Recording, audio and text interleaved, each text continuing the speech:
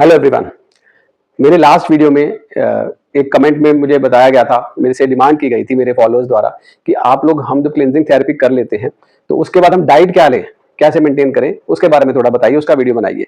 तो इसी तरह आप लोग भी मेरे जिस भी वीडियो पे आप कोई कमेंट ऐसा डालते हैं कि आप जो जानना चाहते हैं मैं उसके बारे में जानकारी देने के लिए मैं उसको वीडियो के माध्यम से आपको उसका जो है एक लॉजिकल एक एथिकल आंसर दूंगा।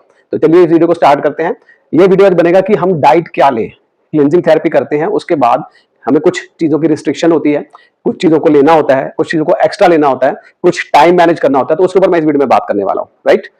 हम बहुत ज्यादा रिस्ट्रिक्शन नहीं लगाते हैं डाइट के ऊपर, हाँ, लेकिन कुछ बदलाव करने पड़ते हैं। अब होता यह है कि आप अलग अलग, आप जैसे सोशल मीडिया ओपन करते हैं तो उसमें कोई कहता है कि आप खाना खाने के साथ साथ पानी पीजिए, वो भी अच्छे क्वालिफाइड होते हैं, एक्सपीरियंस होते हैं। कोई कहता है कि खाना के साथ पानी नहीं पीना चाहिए, वो भी क्वालिफाइड होते हैं। कोई बोलते हैं कि 6 बजे के बाद खाना नहीं खाना चाहिए, 8 बजे के बाद तो बिल्कुल नहीं खाना चाहिए, वो भी क्वालिफाइड होते हैं। और कोई कहते हैं कि आप खाओ पियो मस्त रहो और क्लिनजिंग करो स्वस्थ रहो, वो भी पीएचडी एमडी या इस तरह के साइंटिस्ट होते हैं। तो एक आम आदमी क्या करे, उसको कंफ्यूजन से कंफ्यूजन हो जाती है। अब कोई बोलते हैं कि आप वेजिटेबल जूस लीजिए, अब पता लगा किसी को वेजिटेबल जूस से ही गैस ब्लोटिंग हो रही है।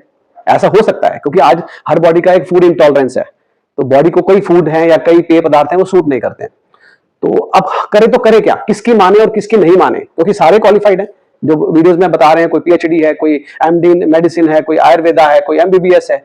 तो किसकी माने किसकी नहीं माने, तो आज का जो टॉपिक रहेगा मैं उसमें आपको क्लैरिटी दे दूंगा। आप खुद डिसाइड कर पाएंगे कि आप किसकी माने किसकी नहीं माने। मैं कहूंगा मेरी भी मत माने, बट मैं आपको वो तरीके बताऊंगा जिससे आपको ये जज करने में, ये एनालिसिस करने में, इसको अपने आप से समझने में आप वो कर पाएंगे कि आपको क्या खाना चाहिए और क्या नहीं खाना चाहिए। ऑब्वियसली हमारी बॉडी का एक्चुअल फ्यूल तो vitamin, mineral, protein, enzyme, botanical fatty acid, ये सब चीजें तो हैं, ठीक है, इससे कोई दो राय नहीं है, जो हमारे को नेचुरल फूड से या हाफ कुक्ड फूड से मिलता है। कुछ seed, millets, sprouts, fruits, vegetables, इन सब से मिलता है, इसमें कोई दो राय नहीं है, इसमें कोई भी भेदभाव नहीं है। बट आज की डेट में जितनी फसलें हैं वो सब हाइब्रिड हो गई हैं। प्रोडक्शन के चलते साइंटिस्ट को भी प्रेशर है कि ऐसे बीज इजाद किए जाएं जिससे जल्दी पैदावार हो सके, अच्छी पैदावार हो सके, ताकि किसान भाइयों को भी उसका फायदा मिले। तो उसके चलते कई चीजें हाइब्रिड हो गई हैं, तो ओरिजिन जो है उसका चेंज हो गया है। तो अब इसके चलते क्या हो रहा है कि फूड इंटॉलरेंस बॉडी में हो रही है। अब उसका एक तो जो पैथोलॉजी जिससे प्रूव करती है वो 20,000 रुपए का एक FIT टेस्ट आता है जिसको बोलते हैं फूड इंटॉलरेंस टेस्ट। या तो अब वो करा सकते हैं, वो आपको सब बता देगा क्या क्या चीजें लेना चाहिए, क्या आपके लिए सही नहीं है। दूसरा चीज, हालांकि वो FIT रिपोर्ट या कोई भी लैब रिपोर्ट 100% परफेक्ट नहीं होती है, उसके नीचे एक लाइन भी लिखा होता है, प्लीज को रिलेट टू क्लिनिकल टेस्ट, जो कोई कराता नहीं क्योंकि काफी महंगे होते हैं। हम उसी रिपोर्ट को सच मान लेते हैं। खैर एनीवे, अपना टॉपिक अलग है। अब दूसरा और सरल तरीका क्या है जो कि 100% श्योर है, वो तरीका ये है कि आप जो भी चीज को खाते हैं, आप फ्रूट खाते हैं, आप चपाती खाते हैं, आप राइस लेते हैं, आप दालें खाते हैं, आप बीन्स लेते हैं, राजमा, ये सब चीजें, आप वेजिटेबल जूस ले रहे हैं, आप नारियल पानी ले रहे हैं, आप फ्रूट जूस ले रहे हैं, या आप इस तरह की कोई भी चीज इंटेक कर रहे हैं, आप स्प्राउट्स ले रहे हैं, आप मिलेट्स ले रहे हैं, जो भी आप इंटेक कर रहे हैं अच्छे न्यूट्रिशन के लिए इस तरह की चीजें चाहिए।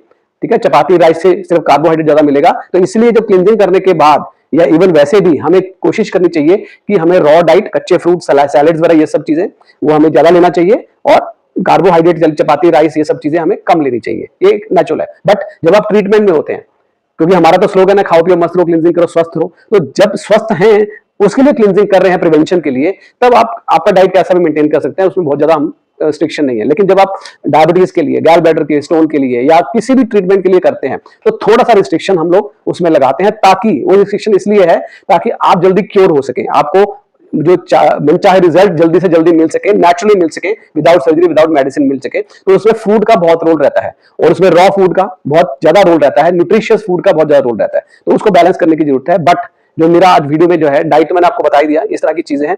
अब एनालिसिस कैसे करेंगे, मैं बोल दूं आप वेज खिचड़ी खाइए, दलिए में वेज भर के खाइए, पता लगे ये दोनों चीजें आपको सूट नहीं कर रही हैं या उनमें से एक सूट नहीं कर रही है। मैंने बोला जी आप सुबह एप्पल लीजिए, बनाना लीजिए, इसको मिक्स करके खाइए, तो हो सकता है उससे आपको गैस ब्लोटिंग हो जाए। मैंने बोला जी आप वेजिटेबल जूस पीजिए, उससे आपको गैस ब्लोटिंग हो सकती है। लेकिन आप उसको लेते रहेंगे क्योंकि मैंने बोला है या किसी एक्सपर्ट ने आपको बोला है, लेकिन आपको तो फूड इंटॉलरेंस है। तो उसको एनालिसिस करने के लिए सबसे बेस्ट तरीका है जो 100% आपकी बॉडी के लिए एक्यूरेट होगा, क्योंकि आपकी बॉडी, मेरी बॉडी, हर एक इंसान की बॉडी अलग है। जैसे हमारे फिंगरप्रिंट्स अलग होते हैं, वैसे हमारी बॉडी की भी समझ हमें खुद समझनी पड़ेगी अगर हम ठीक होना चाहते हैं और नेचुरली ठीक बने रहना चाहते हैं। तो हमें जो भी फूड लेते हैं, फ्रूट लेते हैं, वेजिटेबल लेते हैं, सैलड लेते हैं, तो हमें कोशिश करना है कि हम पहले एक एक करके खाएं। आपने भले 2 एप्पल खाए, आपने 2 एप्पल खा लिए, ठीक है, आपने खाया, आपको कैसा लगा?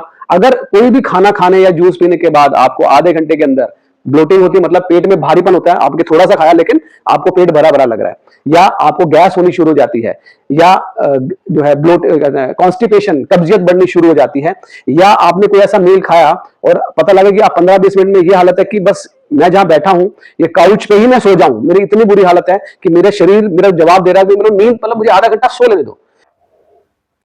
तो इस तरह का खाना, मैं रिपीट कर देता हूं, कि जिसको खा के आपको गैस बने या बढ़ जाए, पहले से कॉन्स्टिपेशन हो जाए या पहले से ज्यादा बढ़ जाए, पेट में अफारा ब्लोटिंग हो जाए या पहले से ज्यादा बढ़ जाए, या नींद ही आ जाए, मतलब खाता खाते ही 15-20 मिनट में बिल्कुल, मतलब शरीर में जान ही नहीं रही है, सारा शरीर जो है पचाने में लग गया है जान, अब लग रहा है कि सो जाऊं।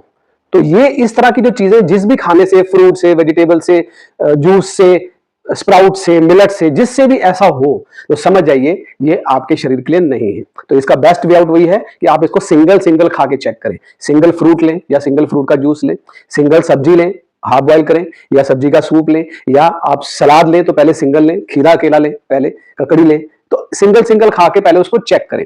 इसमें आपको ज्यादा टाइम नहीं लगेगा, लेकिन ये जिंदगी भर के लिए आपके लिए एक आपका समाधान हो जाएगा, क्योंकि आपको ठीक होने के बाद भी आपका डाइट अच्छे से मेंटेन करना है कि क्या खाना है क्या नहीं खाना है, वो आपको स्वस्थ रखेगा।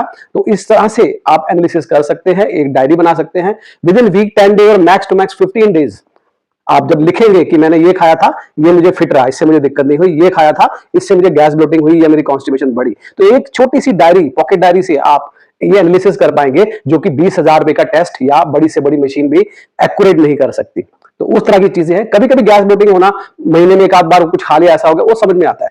तो उस तरह से जो मैंने तरीका बताया, अगर इस तरह से आप एनालिसिस करेंगे और न्यूट्रिशियस फूड लेंगे क्लींजिंग थेरेपी के बाद, तो आपको बेहतर परिणाम मिलेंगे, बहुत जल्दी आपके रिजल्ट्स आएंगे, राइट। तो इस तरह से कर सकते हैं।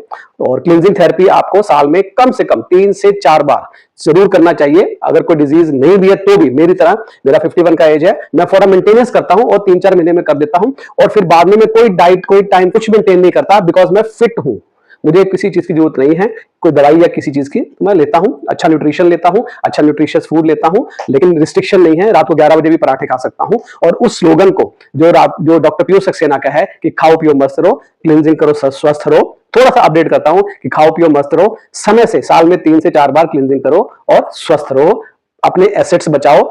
जो आपने इतनी हार्ड अर्न मनी है उसको आपकी फैमिली के लिए रहने दो, बजाय के आप 5 स्टार हॉस्पिटल में दो या बहुत सी मेडिसिन सर्जरीज में दो। उससे बेटर है उसका एफडी कराओ और उससे टाइम से क्लींजिंग थेरेपी और अच्छा फूड, अच्छा न्यूट्रिशन लो।